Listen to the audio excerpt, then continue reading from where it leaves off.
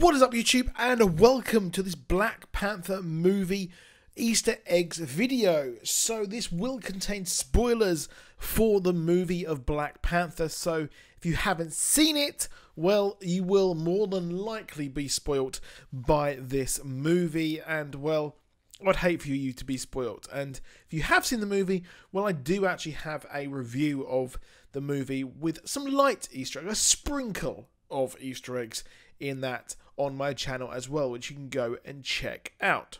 So first of all, let's take a look at the character played by Lupita Nyong'o, which was, I really hope I pronounced that name correctly. She played Nakia, who is the love interest of T'Challa in this movie, and they have a very interesting romance. It's one thing which I didn't actually discuss in my review, which I cut for time, but I really did like the slow burn between those, and really it made her look like an absolute badass when she was fighting to save him and things like that. It wasn't your typical Hollywood romance, which I really liked. Now, curious is the fact that she does actually become a villain. She becomes a Bucky Barnes-style character who is brainwashed by the comic book version of Killmonger, and he does actually revive her, and she goes on to become Malice, someone who is obsessed with Black Panther, and she was already obsessed with Black Panther before this accident led her to be revived and things like that. So it's not quite clear if she will become a villain. I do kind of doubt that she will be, to be honest, but things could change. Now, one of the early challenges to T'Challa's throne is the man-ape, M'Baku, who was the Jabari tribe leader who actually challenged T'Challa at the kind of ceremony that confirmed him to be king. Now, in the comic books, he is, like I said, the character man-ape. However, the director of the movie has said that this would then reinforce really problematic stereotypes within the media about black people, and I can personally agree with that. I think that introducing a character called Man-Ape really doesn't fly, to be honest. It just doesn't fit. But the Man-Ape kind of name and kind of origin around M'Baku does actually exist in the movie, where we see his mountain tribe is represented by kind of apes and things like that, and we do see the white ape holding up his throne room. So I think that's really cool how that's actually worked out. Now, next up, we have got the Djalia. Now, the Djalia is the Wakandan plane of existence. So we have the Djalia and the Necropolis.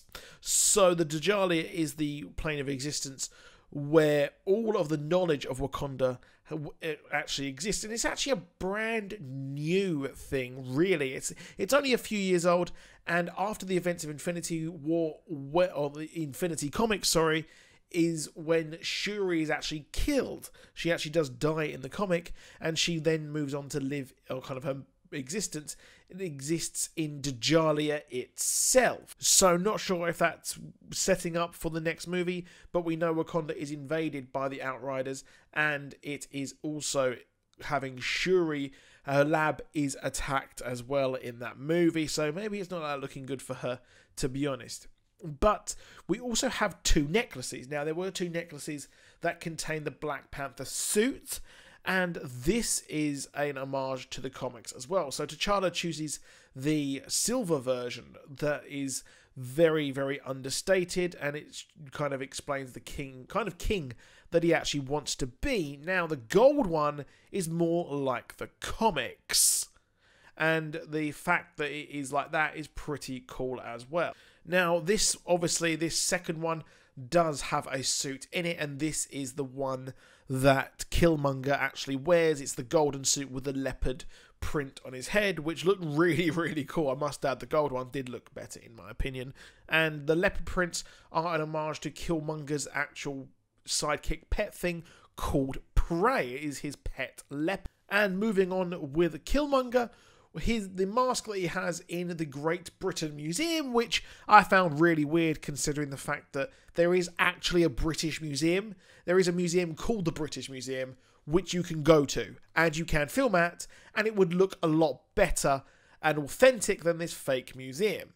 Now, I just found that really weird when I was watching it. So if you're if you're coming to London, visit the British Museum. It's free to get in and things like that, and it has an amazing collection of artifacts.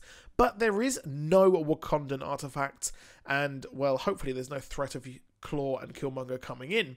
However, the mask that he does tea leaf or steal from this museum was actually the mask he wears in the comics. Now, going back to his suit, the suit that he gets from the second necklace is gold, and one of his outfits was gold with this mask as well. So very light references there. Now, Killmonger's father actually helped Ulysses Claw in the comics, and his family were sent abroad, and he was sent to MIT. So this does fit in very well with the origin that we've got here, although his father wasn't a kind of social justice warrior. I don't like using that term, but that's the only term I can really think of at the moment. So it does fit in there well with the comics. And moving on to Ulysses Claw, his weapon is important. So he was obviously in Age of Ultron. If you've seen Age of Ultron, he was the one who sold the vibranium to Ultron, and that is what helped him, Ultron, create his weapons and his other versions of himself, so he can move across bodies. And Ulysses Claw's arm was cut off in this movie, which led to him needing a brand new arm, and he got a sonic emitter, which is very similar to his comic version there as well, although he's not wearing that weird red suit. Now, in the comics, Killmonger did actually throw T'Challa over the Warriors Fall in the comics, and this was in the Panther's Rage storyline. And Killmonger did also, like I said, get his own suit as well and things like that. So it's really, really cool how this has worked out. It's very kind of light on the Easter eggs here. There were a lot of cultural references as well to the "what are those" meme, which I thought was really, really terribly executed and just did not work at all in that movie. But we've also got in the post-credits, we had Bucky, who was named the White Wolf. Now, the White Wolf was actually an adopted child whose parents crashed into Wakanda during a plane crash, very similar to Iron Fist there, where he went to the mystical city. And, well, the White Wolf was actually adopted before T'Challa, and that's led to a massive rivalry in the comics. I'm not saying he's going to become the White Wolf. I think they're going to very kind of just give him that name, and it won't exactly be the White Wolf like the comics. Now, what I'm disappointed about is the Dora Milaje, or Milaje. I hope I pronounced that name correctly. I probably haven't. But they are the warriors who protect, they are the bodyguards of the Black Panther, and they are from every tribe within Wakanda. Now, they are a pool of the most talented women within Wakanda in fighting, of course, and they are supposed to be actual future partners for the Black Panther, and they will become the future queens. Now, Nakia was one of the first ones to be kind of serve in the Dora Milaje once T'Challa actually brought it back. Now, we've also got Shuri, who, while isn't an Easter egg, she's one of the main characters in the movie. She has the kind of Black Panther, or the Panther sort of actual gauntlets, which emit some really, really cool powers.